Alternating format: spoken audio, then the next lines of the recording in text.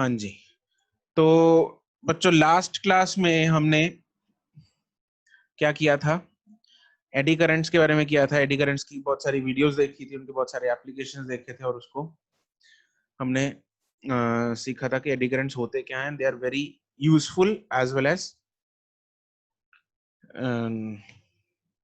उनके कुछ जो है वो नुकसान भी हैं, है ना। जिसकी एग्जांपल मैंने तुम लोगों को एक बताई, जैसे ट्रांसफार्मर होता है। अब ट्रांसफार्मर हटाते कैसे वो हम ट्रांसफार्मर के टॉपिक में देखेंगे। आज हम उसी चीज को कंटिन्यू करते हैं। उसका एक और कॉन्सेप्ट है, that is self inductance, right, which is related to a coil which is carrying current। तो उससे रिलेटेड है सेल्फ इंडक्टेंस, राइट। तो let us study the new topic known as self inductance. Topic बनाएंगे बच्चों self inductance.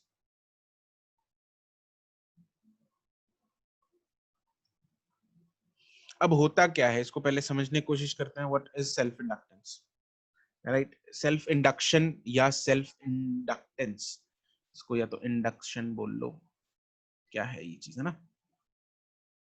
तो देखो, मान लो एक केस लेते हैं, मेरे पास एक कॉइल है, ठीक है, and that coil is let's say connected to a battery. मेरे पास कॉइल है, उसमें बहुत सारे टर्न्स हैं, एंड दिस कॉइल इज, मान लो this is connected to a battery, and यहाँ पे एक की है, राइट। नाउ दिस इज के, की के, दिस इज लेट्स से कोई ईएमएफ है इसकी, ई इस बैटरी की। Now tell me one thing, अगर मैं इस की को, देखो की ओपन है, ऑब्वियसली करंट जीरो है। जैसे ही मैं इस की को बंद करता हूं, इस की को क्लोज करता हूं, तो क्या होगा, करंट बढ़ेगा, राइट, ऑब्वियसली। सर्किट क्लोज हो गया, सर्किट क्लोज हो गया तो इसमें सर्किट में करंट बढ़ेगा, ठीक है। पहले जीरो था, अब कुछ करंट होगा। लेकिन जब ये करंट बढ़ रहा होगा, मैं सिर्फ उतने टाइम की बात कर रहा हूं, and that time is not too long. मतलब ऐसा नहीं है 1-2 घंटे लगेंगे इसको बढ़ने के लिए। It will take fraction of seconds to increase the current from zero to some value, right. तो उतने टाइम में क्या हो रहा होगा एक्चुअली में, यहाँ पे जब करंट इंक्रीज हो रहा है, तो यहाँ पे ये कॉइल्स हैं, ये लगातार एक कॉइल के पीछे दूसरे कॉइल, दूसरे कॉइल के पीछे तीसरा, ये कनेक्टेड कॉइल है। तो मैंने शो किया है दूर दूर, but this is like a solenoid. मतलब वो टेलीफोन की लैंडलाइन की वायर होती है, जो उस तरह से ये एक कॉइल है। तो क्या होगा, जब मैं इस की को क्लोज करूंगा तो करंट बढ़ना स्टार्ट हो जाएगा। कौन सी डायरेक्शन में, इस डायरेक्शन में, हाँ कि ना। तो इस डायरेक्शन में जो है वो करंट भागना स्टार्ट हो गया। लेकिन अगर करंट यहाँ पे बढ़ना स्टार्ट हो जाएगा, तो इस सोलेनॉइड में बोल लो या इन लूप्स में बोल लो, क्या इन लूप्स में मैग्नेटिक फील्ड की स्ट्रेंथ भी बढ़ना स्टार्ट हो जाएगी, हाँ कि ना। यस। अगर मैग्नेटिक फील्ड की स्ट्रेंथ बढ़ना स्टार्ट हो जाएगी, तो क्या मैं ये बोल सकता हूं कि मैग्नेटिक फ्लक्स भी बढ़ना स्टार्ट हो जाएगी। Yes, obviously yes, magnetic flux भी स्टार्ट हो जाएगी बढ़ना। अगर मैग्नेटिक फ्लक्स इंक्रीज होना स्टार्ट हो गई, तो क्या इसमें कुछ ईएमएफ जनरेट होगी या करंट इंड्यूस होगा जो उसको अपोज करने की कोशिश करेगा, हाँ के ना। राइट, बिल्कुल करेगा। किसके अकॉर्डिंग, कौन सा लॉ है वो, लेंजेस लॉ, करेक्ट, बिल्कुल। लेंजेस लॉ के अकॉर्डिंग ऐसा करंट इंड्यूस होगा जो इसको अपोज करने की कोशिश करेगा, राइट। मतलब करंट उल्टी डायरेक्शन में भेजना शुरू करेगा, इंक्रीजिंग फ्लक्स को इंक्रीज नहीं होने देगा। क्यों, लेंजेस लॉ के अकॉर्डिंग। कैसे, ऑपोजिट डायरेक्शन में करंट भेज के, किस डायरेक्शन में करंट भेज के, ऑपोजिट डायरेक्शन में करंट भेज के, ठीक है। तो उसको हम बोलते हैं क्या, सेल्फ इंडक्टेंस। कैसे, क्या हुआ, सेल्फ सेल्फ मतलब खुद में ही करंट, देखो वो कह रहा है खुद ने ही करंट इंक्रीज किया, खुद नहीं मतलब स्विच को बंद किया, खुद में ही करंट इंक्रीज हो रहा है, और खुद में ही इंक्रीजिंग करंट की वजह से खुद ने ही एक ऑपोजिट करंट जनरेट किया, खुद के ही करंट को रिड्यूस करने के लिए, तो सब कुछ खुद ही हो रहा है। This is self inductance. तो सेल्फ के कारण जो करंट इंड्यूस हो, that is known as self inductance. Self के कारण जो ईएमएफ इंड्यूस हो रही है ऑपोजिट डायरेक्शन में, सेल्फ के कारण जो करंट इंड्यूस हो रहा है ऑपोजिट के कारण ऑपोजिट डायरेक्शन में, उसको क्या बोला जाता है? Self induction of the current या ईएमएफ, राइट? हाँ बिल्कुल, आत्मनिर्भर है।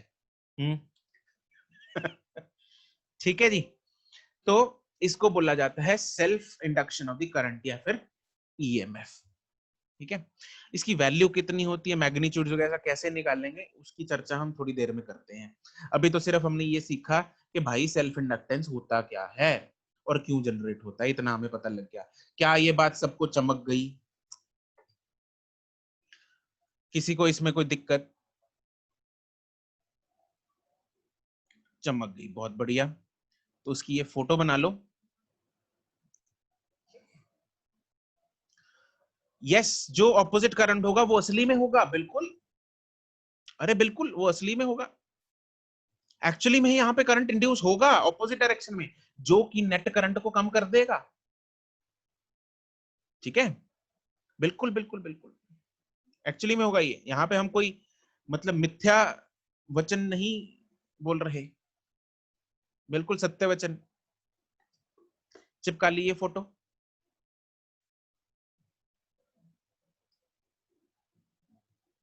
कम करेगा, नलिफाई नहीं हो सकता, obviously it can not be nullified. कम करेगा बहुत, थोड़ी सी अमाउंट में। ठीक है जी।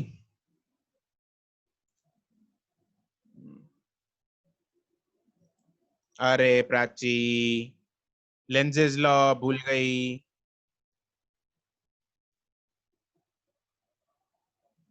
खुद सोचो। चलो जी, अब इसमें वो लिखेंगे,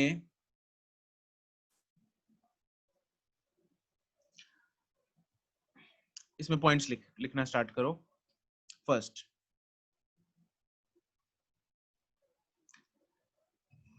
when the k is closed, इसकी एक्सप्लेनेशन लिख लेंगे ताकि तुम लोगों को याद रहे कि k is closed, the current increases, therefore magnetic flux through the coil increases.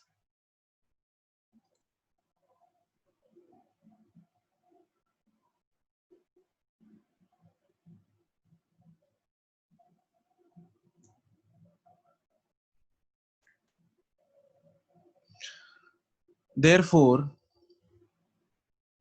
an opposite EMF or current is induced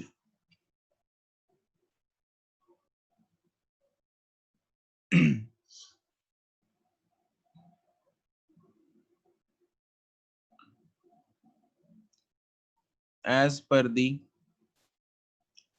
Lenz's law to oppose the increasing current. ठीक है, दिस इस फिनोमेना को हम क्या बोलते हैं? सेल्फ इंडक्शन या self inductance.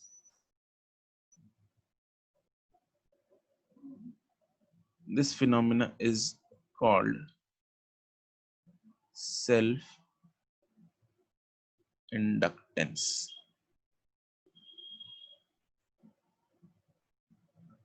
या इंडक्शन।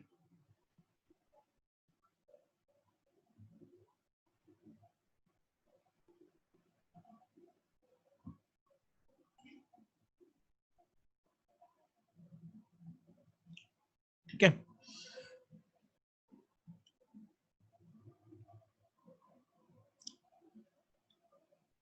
नहीं करण,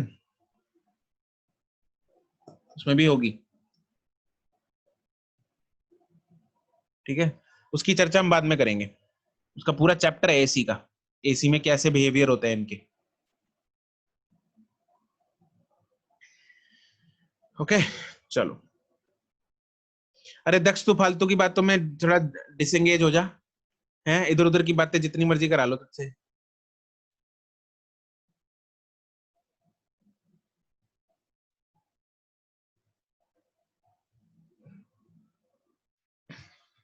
चलो अब इसका फॉर्मूला देखते हैं क्या है।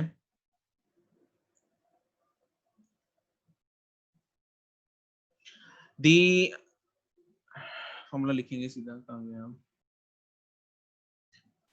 The magnetic flux linked with the,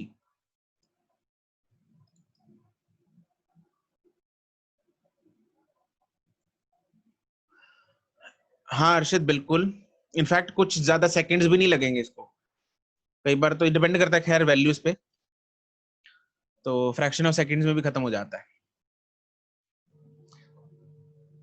the magnetic flux linked with the coil is given by,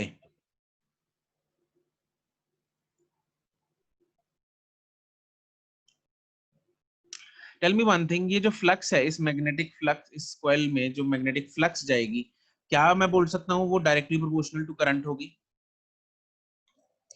current ज्यादा होगा तो मैग्नेटिक फ्लक्स भी ज्यादा होगी, क्योंकि करंट ज्यादा तो मैग्नेटिक फील्ड भी ज्यादा, मैग्नेटिक फील्ड ज्यादा मैग्नेटिक फ्लक्स ज्यादा, राइट? तो इस प्रोपोर्शनैलिटी कांस्टेंट को जब हम हटाते हैं तो मेरे पास एक कांस्टेंट आता है, और उस कांस्टेंट का नाम है self inductance.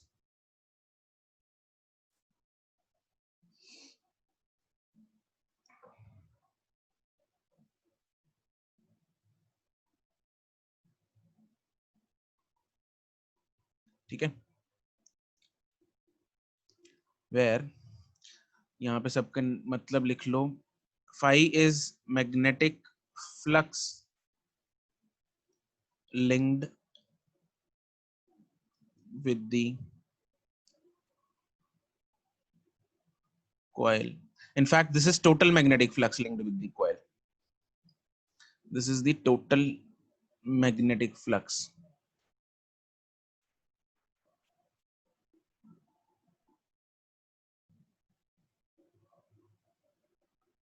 This is the total magnetic flux linked with the coil. I is the current through the coil.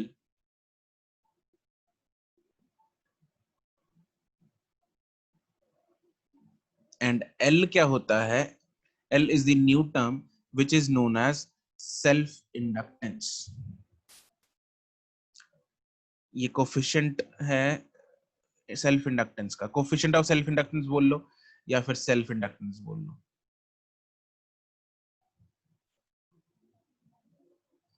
ये है self inductance of the coil, ये जो हमने ऊपर कॉइल बना रखा है उसका सेल्फ इंडक्टेंस।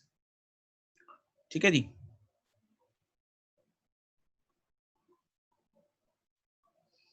और इसका जो एसआई यूनिट है वो है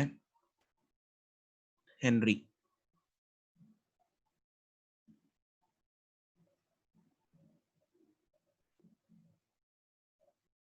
एच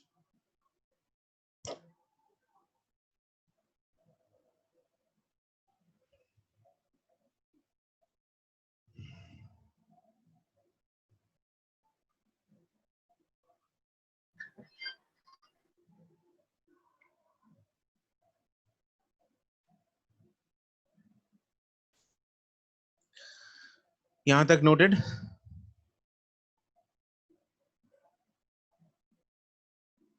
अब हम इस एल की वैल्यू निकालते हैं, डेरिवेशन करेंगे इसकी,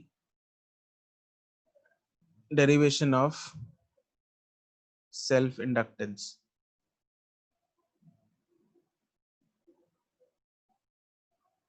ऑफ द कॉइल। जितनी भी हम डेरिवेशंस कर रहे हैं, all the derivations are important for the boards point of view.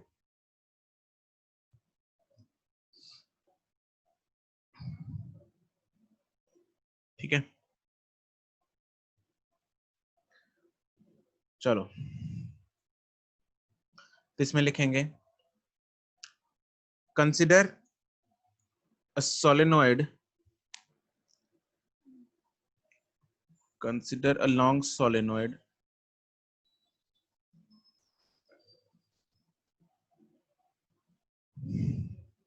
having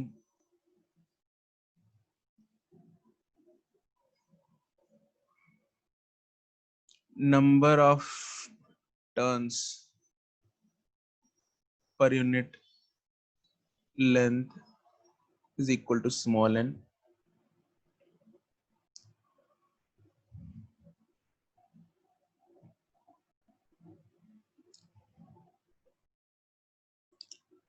and current I flows through it. ठीक है, अब मेरे को ये बताओ कि अगर मैं मैग्नेटिक फील्ड की बात करूं, magnetic field due to the solenoid, formula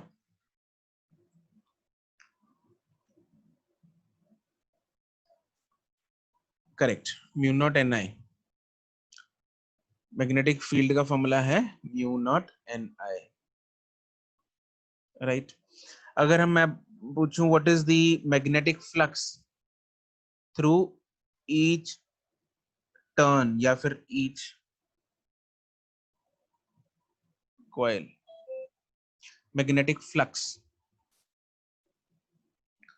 B into A, that is flux through one coil या one turn is B into A, which is mu naught Ni into A, correct? Okay, and the flux through all the turns,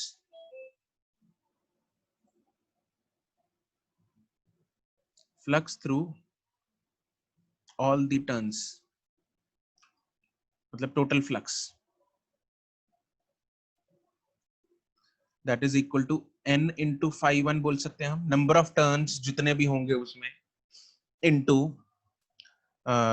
one turn की flux बोल सकते हैं, and number of turns हम बोल सकते हैं कि is it number of turns per unit length into length, where L is the length of the solenoid, right? And A जो हमने ऊपर यूज किया that is area of cross section of solenoid, ठीक है। तो ये तो दो चीजें हो गई, तो इसकी वैल्यू हम डाल देते हैं, therefore phi टोटल जो होगा वो क्या होगा, n into mu naught Nia, ठीक है। और इसको लिखा जा सकता है n into L mu naught Nia, और इसको लिखा जा सकता है mu naught n स्क्वायर हो गया into I हो गया into A into लेंथ हो गया, यही हो गया, ठीक है। एंड हमें ये भी पता है कि जो फ्लक्स है उसका क्या रिलेशन है, F फिजिकल टू L, ये इस इक्वेशन से यूज करेंगे, F physical to L I, also flux F नहीं sorry phi is equal to L into I, therefore L into I is equal to mu naught n square I into AL। तो यहां से मैं बोल सकता हूँ जो capital L which is self inductance वो क्या चीज है, this is mu naught n square I into I नहीं है A into L। किन किन चीजों पे डिपेंड कर रही है सेल्फ इंडक्टेंस, किन किन चीजों पे डिपेंड कर रही है, उसकी डायमेंशंस पे, एरिया, लेंथ, उसके नंबर ऑफ टर्न्स पर यूनिट लेंथ वो भी एक डायमेंशन का ही पार्ट है, एंड म्यू नॉट क्या चीज है, mu not is the magnetic permeability of the free space, ठीक है। तो अगर इस इंडक्टर में मतलब इस सोलेनॉइड में हम एक मैग्नेटिक मटेरियल को इंसर्ट, जैसे तुम लोग को याद होगा जैसे इलेक्ट्रोस्टैट्स में क्या होता है, epsilon not is the permittivity of the free space, ऐसी एप्सिलॉन के टाइम्स एप्सिलॉन नॉट, या के को एप्सिलॉन आर भी बोल देते हैं, ये याद है तुम लोगों को? देखो एप्सिलॉन नॉट जो होता है वो फ्री स्पेस का है, ठीक है, और ये क्या होता है, एप्सिलॉन आर क्या होता है? What is epsilon R? Relative permittivity, which is K भी बोल देते हैं, डाइलेक्ट्रिक कांस्टेंट है ना, डाइलेक्ट्रिक कांस्टेंट है बिल्कुल, इसको रिलेटिव परमिटिविटी भी बोलते हैं। मैं लिखवा देता हूँ इन लोगों को, क्योंकि इसको हम रिलेट करेंगे यहाँ पे।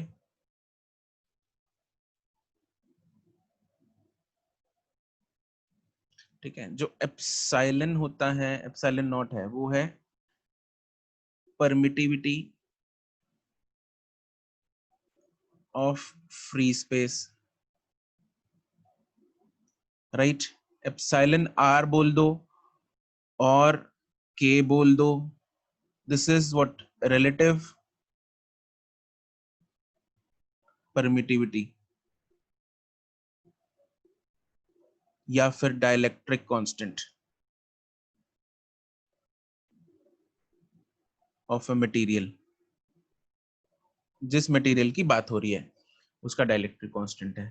तो एप्सिलॉन को हम लिख देते हैं के टाइम्स एप्सिलॉन नॉट और epsilon naught into epsilon are.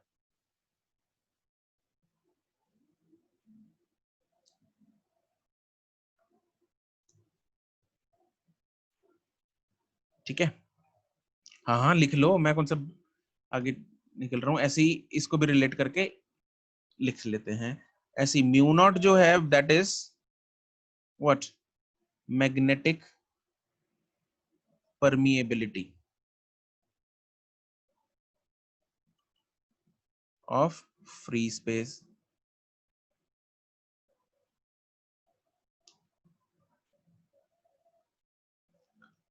एक मिनट रुक जाओ प्राची, करता हूं मैं।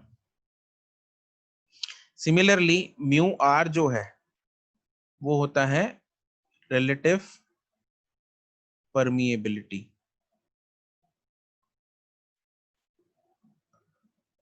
Of the material.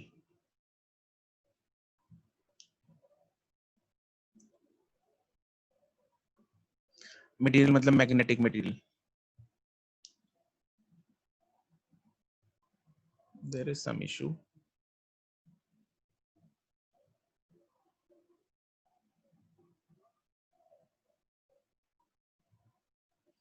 तो म्यू क्या हो जाएगा, इट इज म्यू आर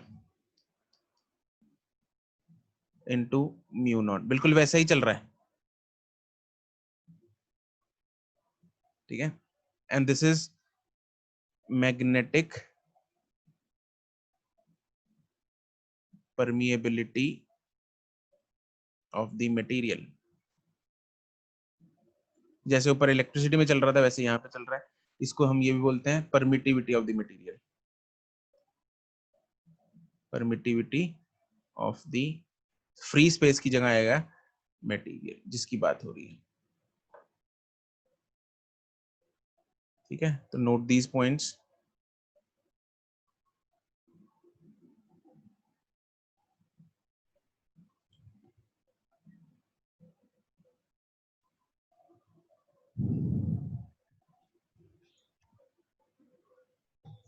थोड़ा सा और ऊपर करना।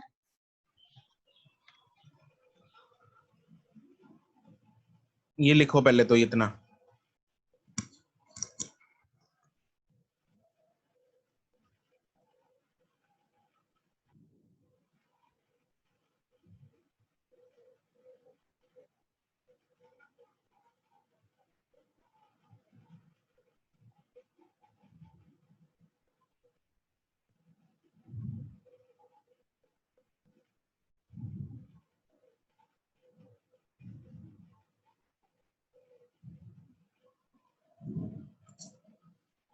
नब्बा में मौसम कैसा है? धूप निकली है भाई इधर तो। नोटेड, ये वाला नीचे कर रहा हूं।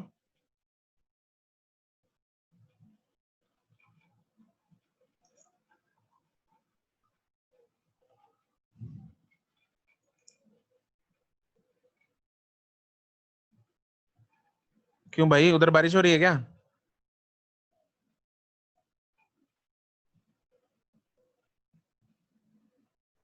तूफान कौन से शहर में है?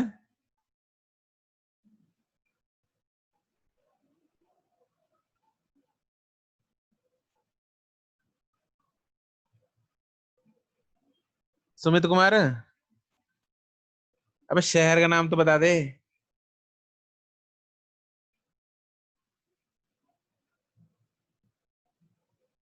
अहमदगढ़। अच्छा भाई, इधर भी भेज दे थोड़ा सा तूफान ना। Noted.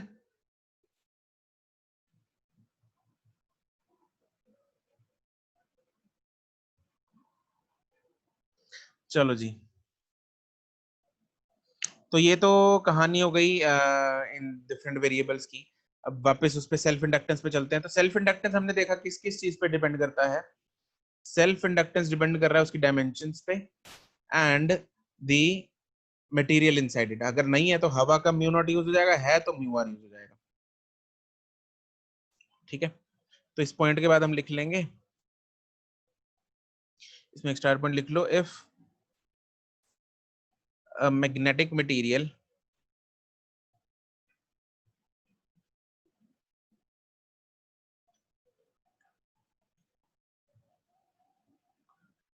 is inserted inside the coils, then L हो जाएगा mu r into mu not N square A into L.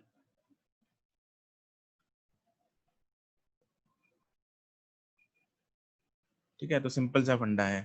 तो हम ये देख रहे हैं कि किस किस चीज पे ये डिपेंड करता है। तो ये पॉइंट्स लिख लेते हैं। Therefore we can see that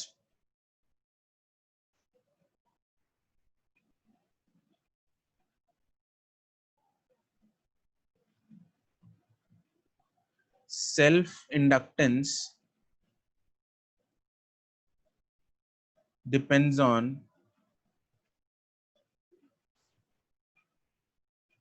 number one, dimensions of the coil या सोलेनॉइड जो भी है। B,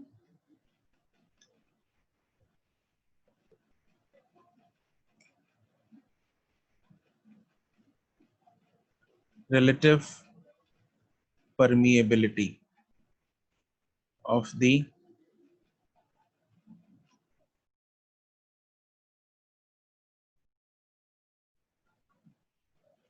magnetic material inside it।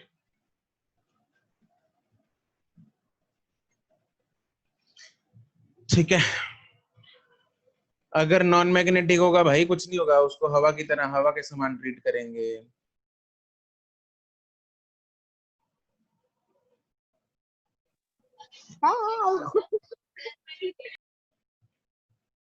ये क्या हुआ था? तुम लोग क्या क्या करते रहते हो क्लास के दौरान?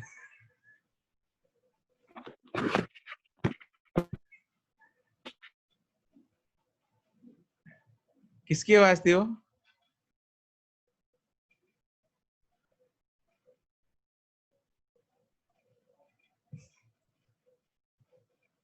आशिया थी या आस्था थी?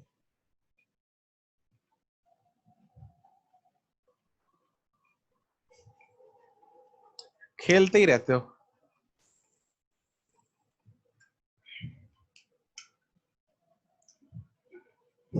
अच्छा,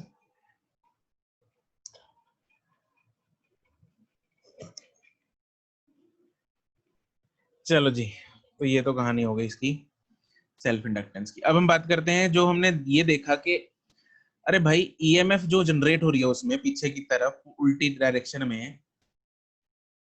हम्म, तो पता नहीं मेरे को, पता नहीं कौन था, कन्फेस नहीं किया किसी ने, शर्म आ गई। अरे शर्माने वाली क्या बात है, प्राची थी मेरे को तो लग रहा नहीं सर। है। तो क्या है कि क्या बोल रहा था मैं, हाँ जो ईएमएफ हमने देखा ऊपर ऊपर हमने समझा कि ईएमएफ जनरेट होगी, पीछे वो करंट जनरेट होगा, तो होगा कितना, उसका मैग्नीट्यूड कितना होगा उसकी बात कर लेते हैं आप। ठीक है, तो इसमें नेक्स्ट जो टॉपिक बनाएंगे वो बनाएंगे हम बैक ईएमएफ। उसको बोला जाता है back EMF.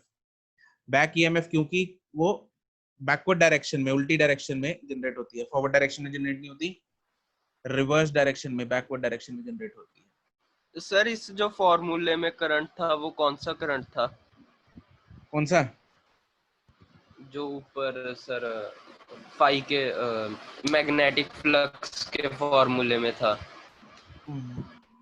Main current, instantaneous current, उस टाइम पे जितना फ्लो हो रहा होगा वो करंट है। मतलब टोटल जो back forward net, minus backward current होगा कि? बिल्कुल उतना ही, उतना ही, हाँ नेट। अरे यार वैसे ज्यादा फर्क नहीं होता, बहुत कम इंड्यूस होता है backward.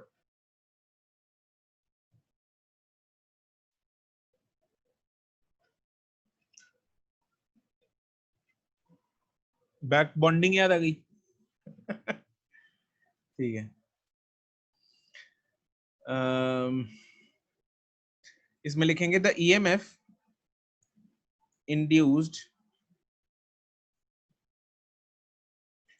In the coil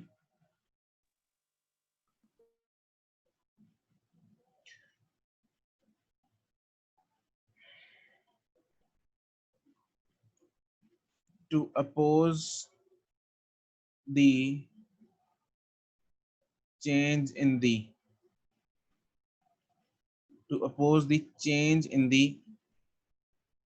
current in the circuit कितनी होगी, EMF will be, फॉर्मूला वही है, कोई फर्क नहीं है, बस उस फॉर्मूले को हमने एक डिफरेंट रूप देना है। अभी ओरिजिनल फॉर्मूला वही है, E is equal to minus d phi by D T. ठीक है, अब फाई की वैल्यू जो है वो है हमें पता है एल आई, तो मेरे पास जो ईएमएफ की वैल्यू आ जाएगी, एल तो कांस्टेंट है उसको बाहर निकाल लिया, माइनस एल और D I by D T. Current जो है वो चेंजिंग करंट होता है, तभी अगर चेंज होगा तभी ईएमएफ जनरेट होगी, अगर चेंज ही नहीं होगा तो फिर तो क्वेश्चन ही खत्म हो गया ये। तो वो D I by D T ये है।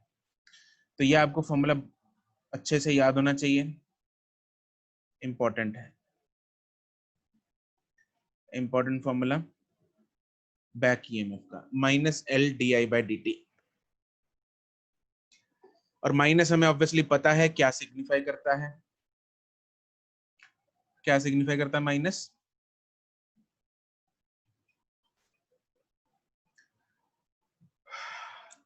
यस, ठीक है, डायरेक्शन अपोजिशन, बिल्कुल यही सिग्निफाई करता है हमें, अपोजिट डायरेक्शन में इंड्यूस होगा, ये चीज सिग्निफाई करता है। ठीक है, अब हम निकालेंगे energy stored in the inductor. इसको ना इंडक्टर बोल देते हैं, देखो सेल्फ इंडक्टेंस है, सेल्फ इंडक्शन है, इन सब टर्म्स के कारण जो ये कॉइल है, जो कॉइल हमने ऊपर बनाया है ये सोलेनोइड, इसको एक और नाम दे दिया जाता है, वो है इंडक्टर। क्या नाम दे दिया जाता है? इंडक्टर। ठीक है, जिसमें सेल्फ इंडक्टेंस प्रोड्यूस हो, इंड्यूस हो, राइट, उसको इंडक्टर बोल दिया, इस कॉइल को इंडक्टर बोल दिया। चलो अब हम करेंगे बात एनर्जी की। इसमें नेक्स्ट टॉपिक बना लो, energy stored in an inductor.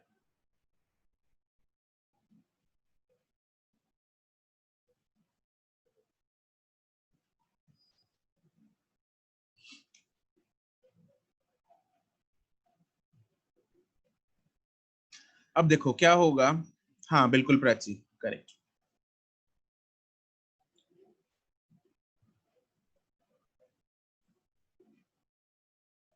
वो कंडक्टर जिस नहीं, करंट, जिसमें करंट फ्लो करता है उसको हम कंडक्टर बोलते हैं, नॉर्मल कंडक्टर तार, जिसमें करंट फ्लो करने के कारण करंट इंड्यूस भी होता है, उसको इंडक्टर बोलते हैं, जैसे कि कॉइल। ठीक है, चलो अब एनर्जी स्टोर्ड कहां से आई, क्यों आई, ये सब कहानी क्या है इसकी, इसके पीछे वो ये है। देखो अब बैक ईएमएफ जनरेट हो रही है, अब बैक ईएमएफ जनरेट हो रही है तो क्या है, क्या हमें थोड़ा सा क्या करना पड़ेगा, हमें एक्सटर्नल वर्क डन करना पड़ेगा to maintain the same current. देखो करंट आगे की तरफ फ्लो कर रहा था, जिसको अपोज किसने किया, उसको किसने अपोज किया, एक इंड्यूस करंट ने, इंड्यूस करंट ने क्या किया, उसको अपोज किया। अब क्योंकि उसको एक ऑपोजिशन मिल रही है तो हमें एक एक्सटर्नल वर्क डन करना पड़ेगा, extra work done, extra work done करना पड़ेगा ताकि हमें उसमें एक करंट फ्लो करा सके उतना ही जितना हम चाहते हैं। ठीक है, तो उसके लिए उस पर वर्क डन करना पड़ेगा, और वो वर्क डन जो है वो किधर स्टोर हो जाएगा, उसकी एनर्जी में स्टोर हो जाएगा इंडक्टर की। ठीक है, एंड वो वर्क डन कैसे निकाल लेंगे हम, देखो हमें पता है पावर जो होती है, can I say that, can I use power for calculating the work, power is equal to V into I होता है, हाँ के ना, राइट, याद है फॉर्मूला, बिल्कुल याद है, ठीक है। ठीक है, तो इसको लिखना स्टार्ट, पहले इसको चलो इसमें ऊपर एक लाइन लिख लो, उसके बाद इसकी डेरिवेशंस करते हैं स्टार्ट। तो इसमें लिख लो, because a back EMF is induced, therefore an external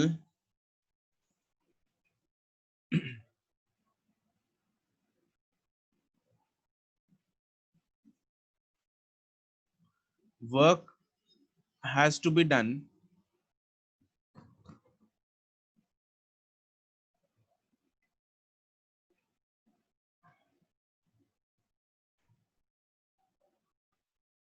to maintain the current, right, and this work is stored in the form of magnetic potential energy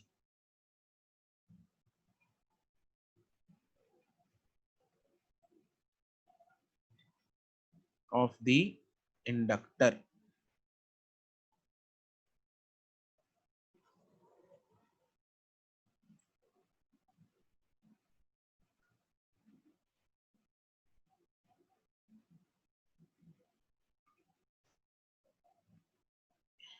ठीक है, और वो वर्क डन कितना होगा, देखो पावर जो है वो होता है rate of change of work, तो dW/dt इज इक्वल टू, अब कितना वर्क डन करना पड़ रहा है, जितनी बैक ईएमएफ जनरेट हुई, इंटू आई, V इंटू आई, और E कितना ले, V कितना लेंगे, हमें कितना एक्स्ट्रा वर्क डन करना पड़ रहा है, जितनी बैक ईएमएफ जनरेट हुई, तो इसलिए हमने वोल्टेज कितनी ले ली, बैक ईएमएफ के बराबर ले ली। ठीक है, ऑल्सो हमें ये भी पता है कि बैक ईएमएफ का जो फॉर्मूला है, मैग्नीट्यूड ही लेंगे, यहाँ पे डायरेक्शन की बात नहीं हो रही है ना, तो इट इज LDI/dt, राइट। तो क्या कैसे प्राची, सर वो ई आपने वी की जगह ई कैसे? अरे V क्या होता है उसमें, पोटेंशियल। Difference potential. ठीक है, हाँ, तो डिफरेंस। यहाँ पे E भी तो वही है, और हम E जो है, देखो हम कौन सा वर्क डन की बात कर रहे हैं, हम ये कहानी हमने शुरू क्यों की, कौन से वर्क डन, हम ये वर्क डन कौन सी बात कर रहे हैं, किसके कारण हमें ये एक्स्ट्रा वर्क डन करना पड़ रहा है, ये बताओ मुझे। Induced. Magnetic induced, potential. Induced current के कारण, क्योंकि उसने कॉइल ने एक ऑपोजिट डायरेक्शन में इंड्यूस्ड ईएमएफ प्रोड्यूस कर दी, अरे हाँ के ना, हाँ जी। तो उसके कारण मुझे फालतू वर्क डन करना पड़ेगा, हाँ के ना, अच्छा, तो उसी वर्क डन की तो बात हो रही है, ठीक है ठीक है। तो उसमें फिर तो वोल्टेज कौन सी बैक लेंगे, ईएमएफ ही हो गया, ठीक है। हाँ, तो यहां से वैल्यू डाल देंगे हम, dW/dt is equal to LDI/dt into I, dt dt उड़ेगा तो मैं बोल सकता हूँ dw is equal to LI/DI। Integrate कर दो, टोटल वर्क डन।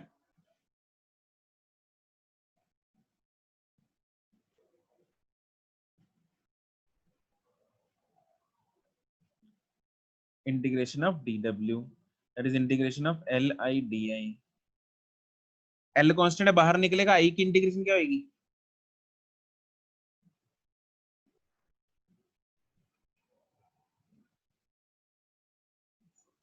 अरे I की इंटीग्रेशन I²/2 हाफ, अरे क्या झोल है इसमें, हाफ LI²। क्या है? Half LI²। बहुत important formula, again you have to remember this. इसको चिपका लो फेविकॉल से, ठीक है जी। तो ये जो है this is the work done, या यूं बोल लो magnetic potential energy stored in the inductor. Magnetic potential energy का सिंबल होता है U। उसके पैर में B डाल रहा हूं क्योंकि मैग्नेटिक पोटेंशियल एनर्जी है, तो वो भी क्या होगा? Half LI²।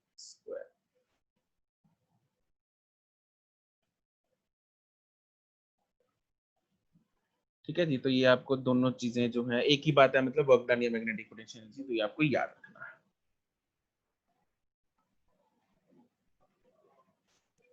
ठीक है, work done is delta U ना, इनिशियल 0 थी, फाइनल पोटेंशियल एनर्जी हमें मिल गई।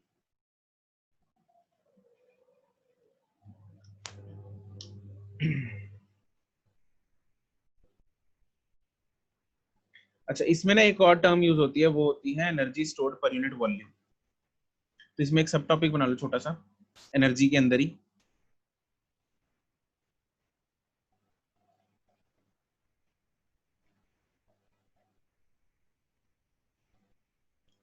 कोई बताएगा मुझे energy stored per unit volume का नाम क्या होता है?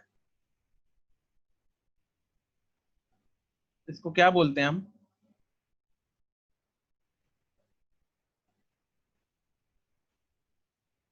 Energy density. क्या बोलते हैं इसको? Energy density.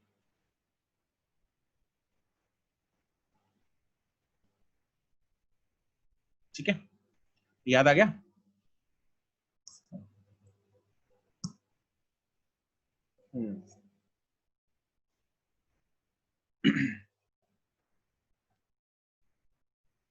ठीक है, चलो एनर्जी डेंसिटी का फॉर्मूला निकाल लेते हैं। हमें एनर्जी डेंसिटी चाहिए जो कि होती है, एनर्जी डेंसिटी का सिंबल जो होता है वो that is small U, small U. तो small U is not mu, this is small u. Energy density, magnetic energy density is capital U divided by volume, which is half LI² divided by volume को मैं लिख सकता हूँ area into length. ठीक है, तो ये लिखा जा सकता है, राइट। चलो, अब हम क्या करेंगे, L की वैल्यू भी डाल देंगे और करंट की वैल्यू भी डाल देंगे। हमें पता है L जो होता है that is mu naught N² A into L, and current जो है, देखो मैग्नेटिक फील्ड जो है that is mu naught Ni। तो मैं इससे बोल सकता हूँ current is B upon mu naught N। तो ये वैल्यू इन दोनों में दोनों की वैल्यू डालते हैं, तो मेरे पास एनर्जी डेंसिटी की वैल्यू आएगी हाफ, L है mu not N² A into L,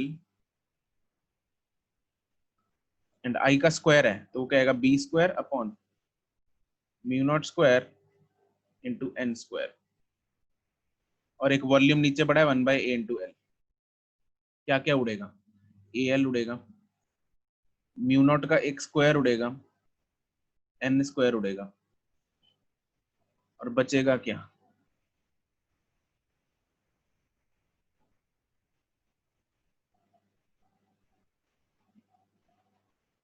half 1/2 mu naught into B square, इसको ऐसे लिख लेते हैं, B square by mu naught. कुछ याद आया इस फॉर्मूले को देख के?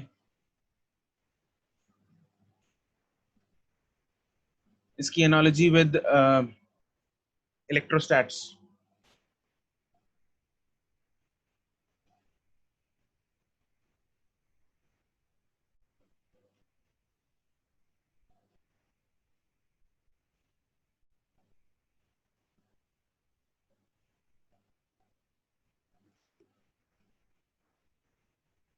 अगर हम इलेक्ट्रोस्टैट्स में देखें तो उसमें energy density in electric field,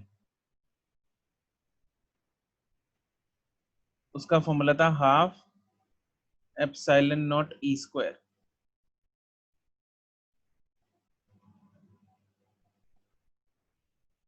ठीक है, तो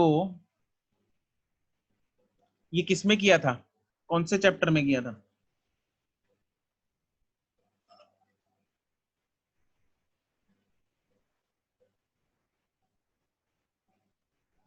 कैपेसिटर्स में किया था, करेक्ट, कैपेसिटर्स में किया था। This is the energy density in inductor, this is energy density in inductor, and this is energy density in capacitor। Capacitor में कौन सी एनर्जी होती है? इलेक्ट्रोस्टैटिक एनर्जी होती है। इंडक्टर में कौन सी एनर्जी होती है? Magnetic energy. ठीक है, मैग्नेटिज्म से जनरेट हुई है सारी, flux changing magnetic flux and all induce. ठीक है, तो ये सब कहानी है। कहाँ पे कितना करूं? यहां से कर लो नोट्स, आपको फॉर्मूले याद रखने हैं बिल्कुल।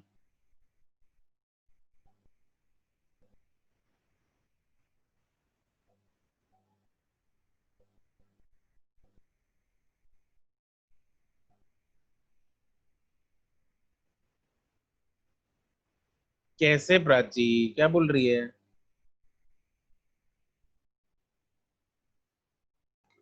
थोड़ा एनालाइज किया कर खुद पहले।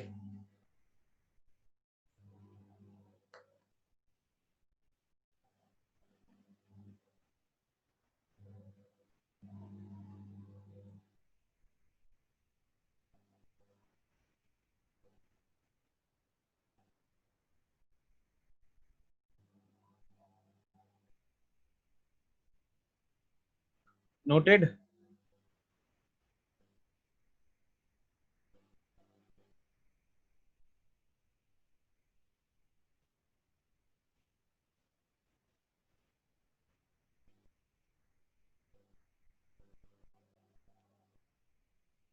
स्टोर्ड एनर्जी को नहीं प्राची, चार्ज, चार्ज को, और उसको भी कैपेसिटेंस के साथ रिलेट किया जा सकता है, उसको वो एस्टेंस नहीं बोला जाता, एनर्जी नहीं होती वो,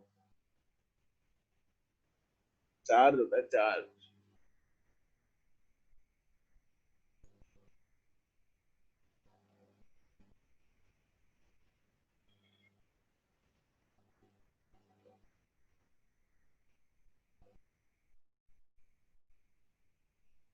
ठीक है, तो ये तो हो गई कहानी इसकी, एनर्जीज की। तो हमने क्या क्या देखा आज? हमने क्या क्या सीखा? एक तो सीखा कि सेल्फ इंडक्टेंस क्या चीज है, क्यों आती है सेल्फ इंडक्टेंस?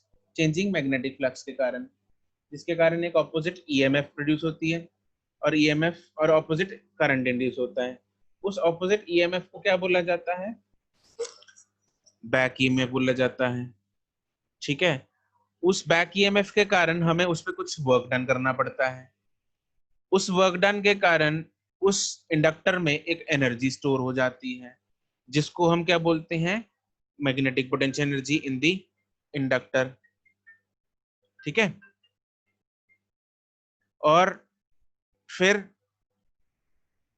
क्या होता है कि एनर्जी डेंसिटी हमने निकाल ली। एनर्जी डेंसिटी क्या है? एनर्जी पर यूनिट वॉल्यूम है।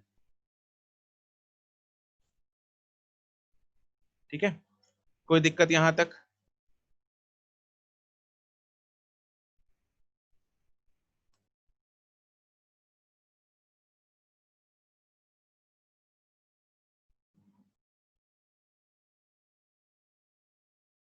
चलो जी, अब हम चर्चा करते हैं केवीएल और केसीएल की, ना केवीएल की।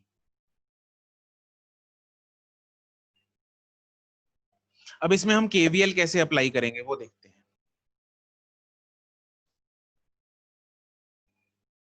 आज क्या हो रहा है तुम्हारी क्लास में?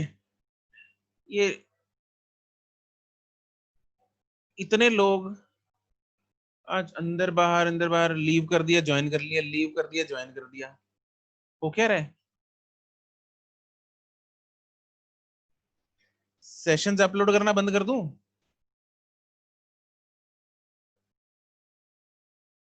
देखो, जिन लोगों को, जो लोग सीरियस हैं वो लोग तो लास्ट तक लगा ही लेते हैं।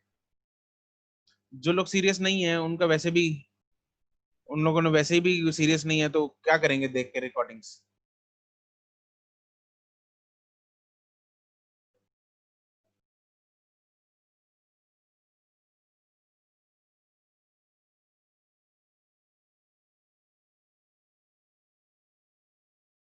नेक्स्ट टॉपिक बनाओ इसमें, एप्लीकेशन ऑफ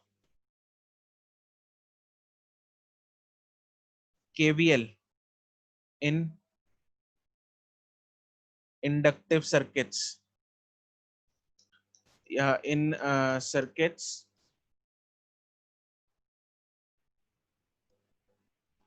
having inductors.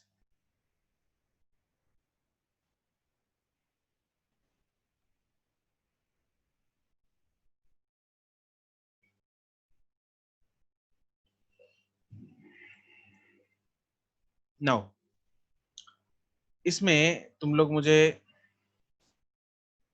बताओगे, let me draw two diagrams.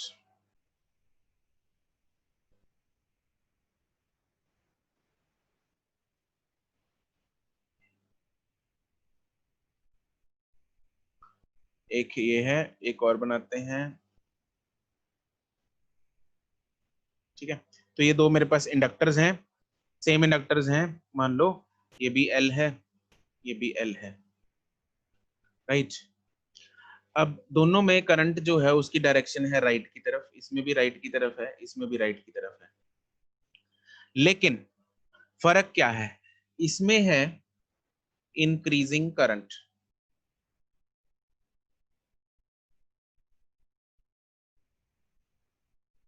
और इसमें है decreasing current.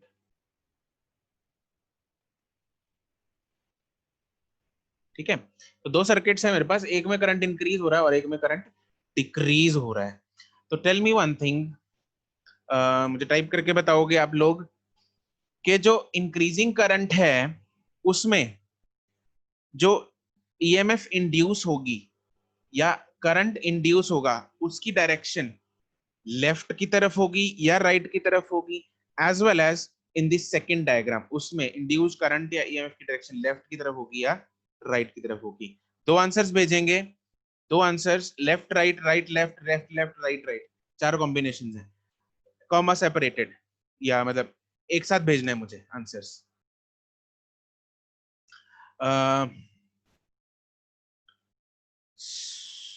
अर्शित, Naman, Deep, Prachi, Naman, Hardat, Shirvi, correct everyone, very good.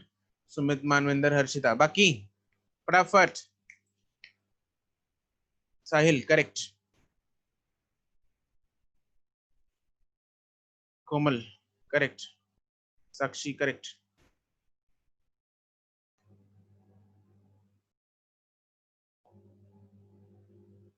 बिल्कुल सही है, सबको चमक गया है, बिल्कुल बहुत बढ़िया बात है।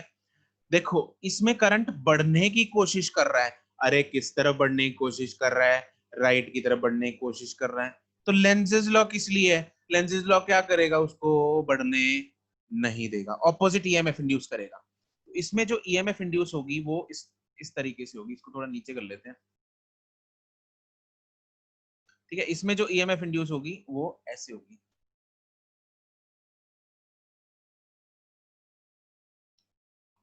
ठीक है, दिस इज ईएमएफ इंड्यूस। और इसमें जो ईएमएफ इंड्यूस होगी वो इस तरीके से होगी। इसमें कम होने की कोशिश कर रहा है करंट, भाई कम नहीं होने देना, जो हो रहा है वो होने नहीं देना। इसमें करंट बढ़ने की कोशिश कर रहा है, क्यों बढ़ रहा है बे, पीछे को चल दोबारा, तो ये पीछे को भगाएगा इस तरफ, इंड्यूस्ड करंट। इसमें कम होने की कोशिश कर रहा है, क्यों कम हो रहा है, राइट को और भेजेंगे, ठीक है, तो इस तरह से जनरेट हो जाएगा। अरे हाँ के ना। नाउ नाउ अब आपको जब केवीएल लगाने की जरूरत पड़ेगी सर्किट में, तो आपको प्लस माइनस, आपको याद है केवीएल कैसे लगता है? जब हम केवीएल लगाते हैं तो हम क्या करते हैं, जैसे रेजिस्टेंस है या चार्जेस थे, सॉरी वो कैपेसिटर्स थे, तो जब हम कैपेसिटर्स पे मान लो लगा रहे थे, तो हम प्लेट्स पे क्या बना लेते थे, चार्जेस बना लेते थे, प्लेट्स पे चार्जेस प्लस और माइनस, हाँ के ना। और चलते हुए ट्रेवर्स करते हुए कौन सा चार्ज लेते थे, पहले वाला या बाद वाला, है प्राची? बाद करेक्ट, वाला। बाद वाला, बिल्कुल करेक्ट है। तो सबको ये याद है, बहुत अच्छी बात है, अच्छा लगा। तो बाद वाला हम चार्ज लेते थे, तो इसमें बाद वाला चार्ज, इसमें हम चार्जेस बनाएंगे। लेफ्ट में चार्ज कौन सा है, प्लस, राइट में चार्ज कौन सा, माइनस, इसमें लेफ्ट में चार्ज माइनस, बाद वाला प्लस। तो इधर हम मतलब कंडक्टर पे ही तुम लोग सॉरी इंडक्टर पे ही चार्ज बना लेना, इधर बना लेना प्लस, इधर बना लेना, उप्स, इधर बना लेना प्लस, इधर बना लेना माइनस, इधर बना लेना माइनस, इधर बना लेना प्लस, ठीक है, ऐसे चार्ज बना लेना यहीं पे, ठीक है। और जब चार्ज बनाओगे साथ में उसका, अब हम केवीएल लगा के देखते हैं, जरूर इन्हीं दो में, इसको मैं एक बार दोबारा बना लेता हूँ, ऊपर बहुत कुछ लिखा गया।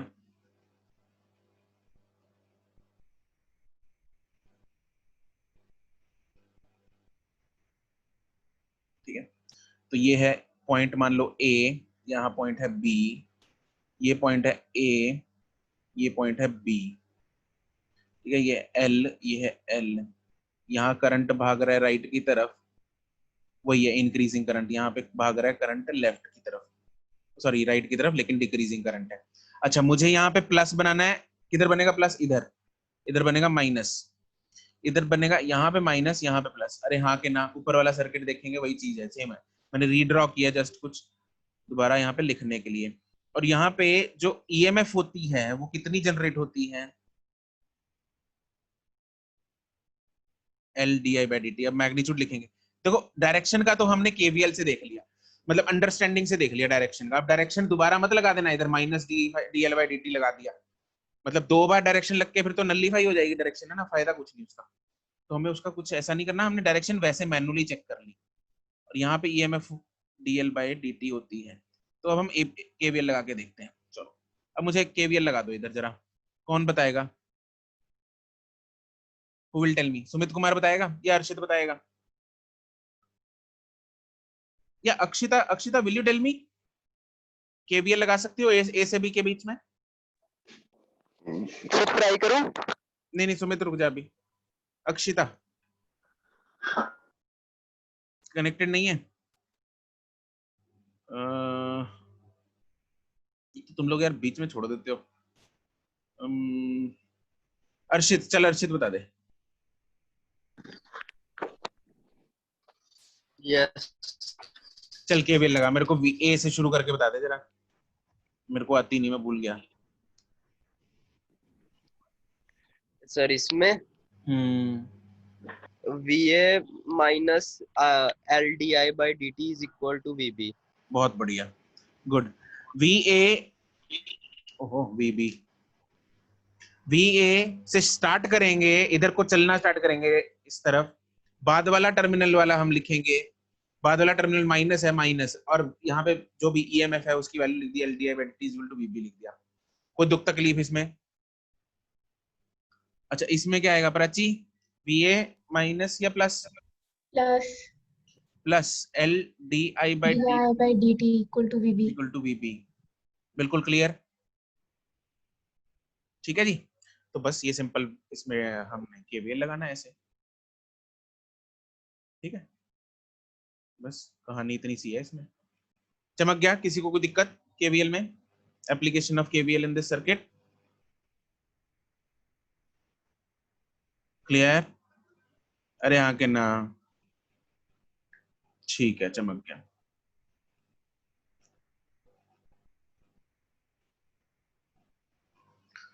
चलो इसमें अब लास्ट कर लेते हैं, वो है कॉम्बिनेशन ऑफ इंडक्टर्स।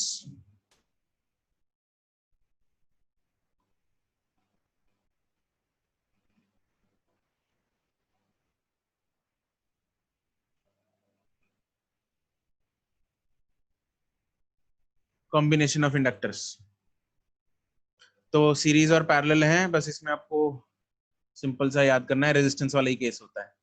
पहला है सीरीज, जैसे रेजिस्टेंस बिहेव करती है वैसे ये है। तो सीरीज में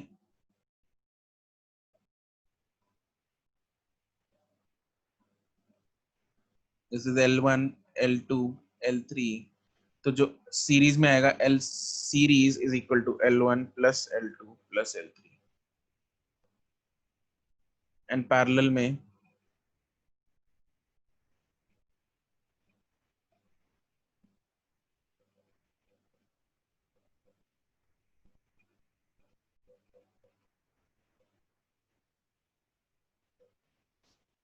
L1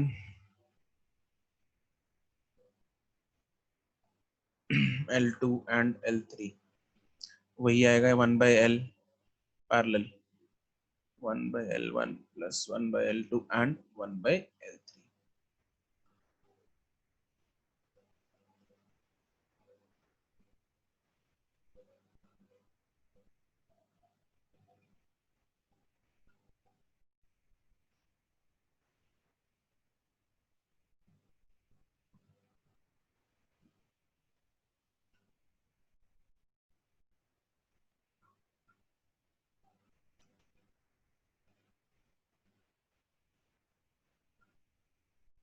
नोटेड?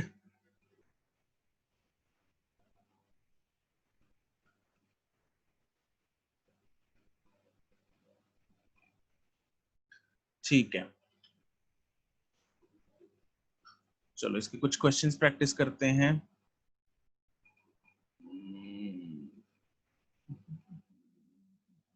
सर 1 सेकंड ऊपर कर दो। करता हूँ।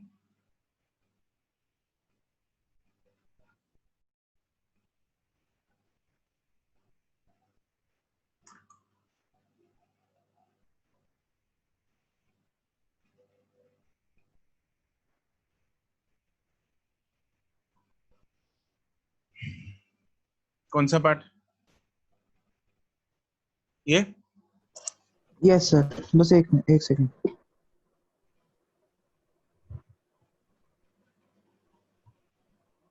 कर दो सर, हो गया।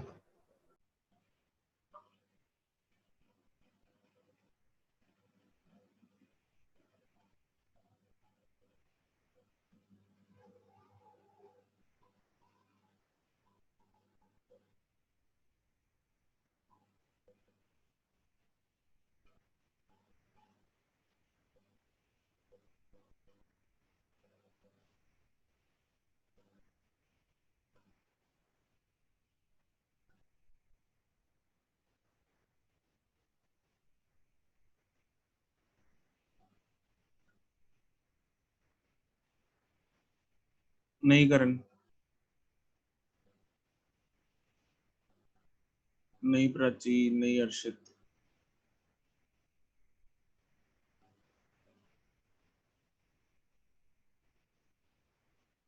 नहीं अश्लीन की नंबर ऑफ टर्न 2 कांस्टेंट।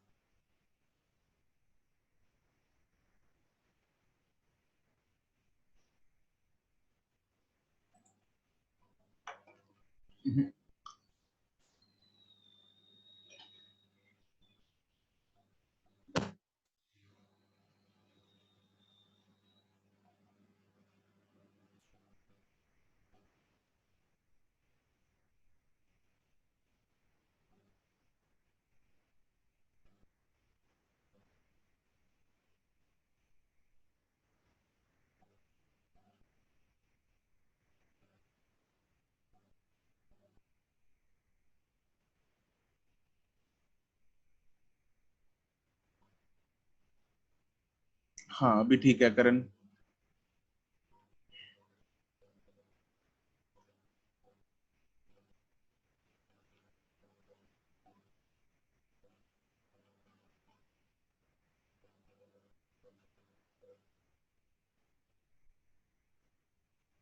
नहीं प्राची, लेंथ में चेंज नहीं गिवन। सर पर नंबर ऑफ टर्न्स कांस्टेंट है और area of cross section double कर दिया, तो लेंथ डिक्रीज होनी चाहिए। क्यों? लेंथ कौन सी होती है? तार की लेंथ होती है, सॉलिनॉइड की लेंथ होती है? एल। सॉलिनॉइड की। सॉलिनॉइड उतना नहीं रख सकते हम? हाँ रख तो सकते हैं, ठीक है समझी।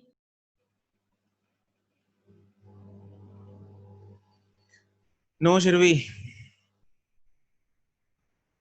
No no no no no no, सिर्फ करण का आंसर सी है अभी।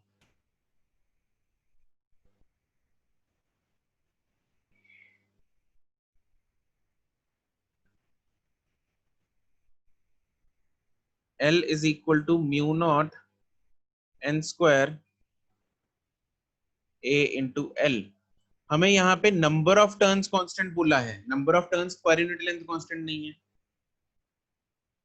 ठीक है। लेकिन लेकिन हमें लेंथ की इंफॉर्मेशन भी नहीं गिवन। तो अगर मैं इसको नंबर ऑफ टर्न्स पर यूनिट लेंथ को नंबर ऑफ टर्न्स पर यूनिट लेंथ को नंबर ऑफ टर्न्स में भी कन्वर्ट कर दूं तो क्या होगा? यहाँ पे म्यू नॉट एन स्क्वायर, हो सकता है तुम लोगों में से किसी ने किया हो ऐसा, तो N square upon L square ऐसा भी किया हो सकता है तुम लोगों ने, ठीक है। तो इसमें क्या क्या कांस्टेंट है देख लेते हैं। म्यू नॉट कांस्टेंट है, नंबर ऑफ टर्न्स कांस्टेंट है, एरिया तो उसने चेंज किया है, लेंथ तो एक तो चलो कटी गई, और दूसरी लेंथ भी कांस्टेंट है क्योंकि उसने लेंथ के बारे में कोई इन्फॉर्मेशन नहीं गिवन। कहने का मतलब पहले अगर सोलेनॉइड मान लो ऐसा था, ये लेंथ थी उसकी, अब उसने क्या किया, एरिया डबल कर दिया, नंबर ऑफ टर्न्स तो नहीं रखे। अरे सेम लेंथ तो रख सकते हैं, यही लेंथ है एल, लेंथ के बारे में इंफॉर्मेशन ही नहीं है। लेंथ तार की लेंथ नहीं होती, लेंथ ऑफ द सोलेनॉइड होता है। तो यहां से सीधा मेरे पास क्या आ जाएगा, L is directly proportional to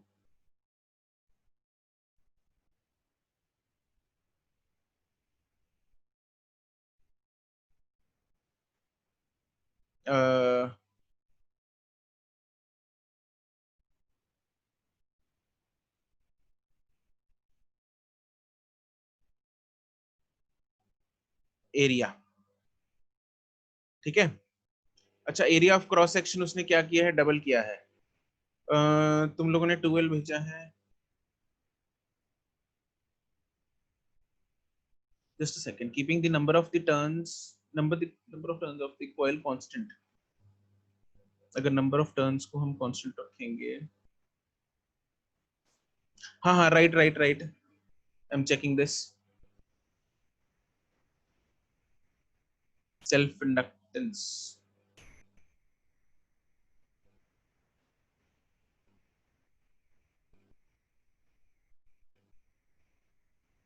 करण तूने क्या फंडा लगाया था?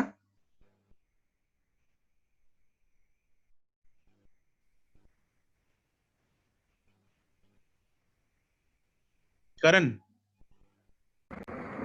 सर हम्म, सर मैंने पहले एरिया वो किया है, इक्वेशन बनाई है, pi R dash square equals to 2 pi are.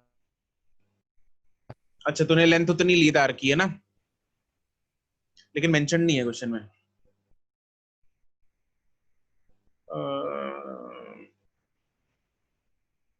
If the number of the turns of the coil, नहीं इसमें 2 टाइम्स ही आएगा। तो you are sending correct answers, ठीक है करेक्ट है। इसमें क्या है, keeping the number of turns of the coil constant, the area of its cross section is doubled. हमें कोई ऐसे कुछ कुछ नहीं बोला कि उसने तार उसी तार से दोबारा बनाया है, उसी तार को अनवाइंड करके। एक्चुअली कुछ क्वेश्चंस में क्या होता है, आपको दो दो तरह के क्वेश्चंस में डिफरेंस बताता हूँ। एक तरह के क्वेश्चन होते हैं जिसमें बोला गया होता है भाई तार थी, उससे एक सॉलिड बना हुआ था ये वाला ए, ठीक है। अब उस तार को खोल दिया, उस तार से एक और सॉलिड बनाया दोबारा बी, जिसका एरिया डबल है, ठीक है। तो अनवाइंड करके तार दोबारा उसको वाइंडिंग की गई, दोबारा सॉलिनॉइड बनाया गया, तो बी बन गया। तो उस केस में लेंथ की वेरिएशन आ सकती है सॉलिनॉइड में, क्योंकि ऑब्वियसली जब लपेटा ज्यादा हो जाएगा, इसका ये एरिया ज्यादा हो जाएगा, तो लेंथ जो है उसकी छोटी हो जाएगी, ठीक है, हाफ हो जाएगी लेंथ उसकी।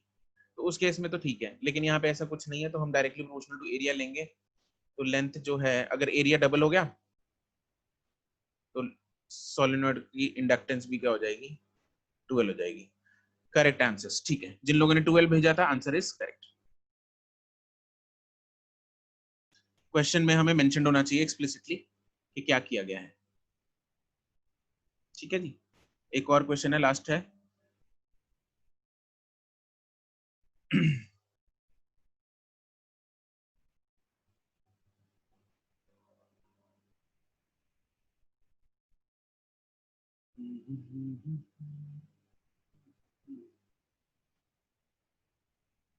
करण ने √2 भेजा था आंसर।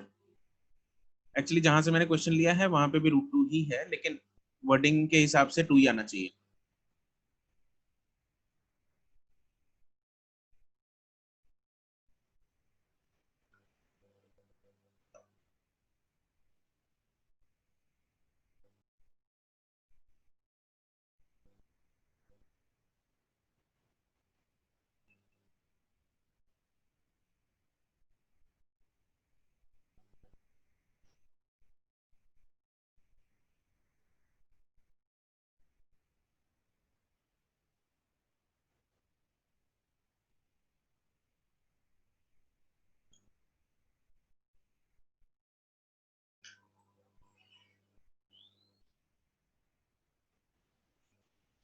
प्राची अनम्यूट करो। हाँ जी सर। क्या नहीं समझ आया इसमें? सर जो आप बोल रहे थे। देखो, दो तरीके होते हैं प्राची। एक होता है लिखा हो कि एक तार है मेरे पास, एक वायर है। देखो, लेंथ ऑफ द वायर ये मेरे पास फिक्स्ड है। इस तार का मैंने एक सॉलिनॉइड बनाया जो कि छोटे एरिया का, तो इतना बना। अगर मुझे एरिया बड़ा करना है, इसका एरिया बड़ा करना है, तो ऑब्वियसली उसकी लेंथ पूरी नहीं पड़ पाएगी, इतनी। वायर की लेंथ यूज करनी पड़ेगी। हाँ, तो उस केस में मुझे वायर की लेंथ जो है वो यूज करनी पड़ेगी, वो कांस्टेंट मान के चलना पड़ेगा, राइट। लेकिन उस केस में ना, वैसे क्वेश्चंस में आप लोगों ने बहुत बहुत क्वेश्चंस कर लिए होंगे अब तो। ऐसे वायर इज अनमूव, जैसे मैग्नेटिक फील्ड में पहले किया था, वायर को खोला, उसके, वॉल्यूम इक्वेट कर दो। है ना, मैग्नेटिक फील्ड में किए थे, उसके अब एन चक्कर बना दिए। पहले एक कॉइल, एन अब N N coil, N loops हो गए कॉइल के, तो नया मैग्नेटिक फील्ड कितना होगा, है ना। तो ऐसे केसेस में क्या होता है, वायर की लेंथ को कांस्टेंट मान के चलना पड़ता है।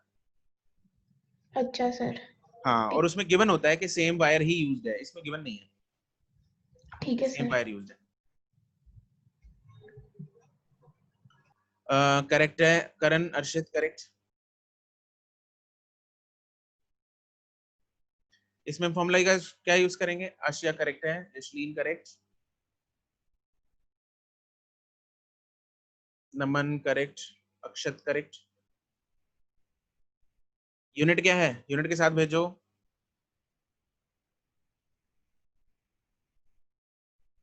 यूनिट हमने किया था हेनरी, कैपिटल एच, राइट, बिल्कुल करेक्ट फॉर्मूला।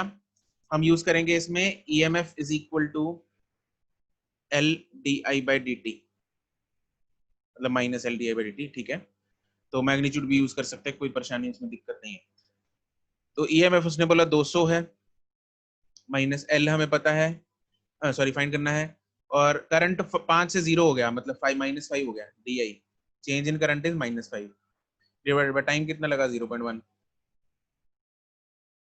ठीक है। तो मेरे पास एल कितना आ जाएगा, 20/5, that is 4 henry is the answer. Any doubts? ठीक है, चलो, that's it for today, will continue in tomorrow's class. Good bye.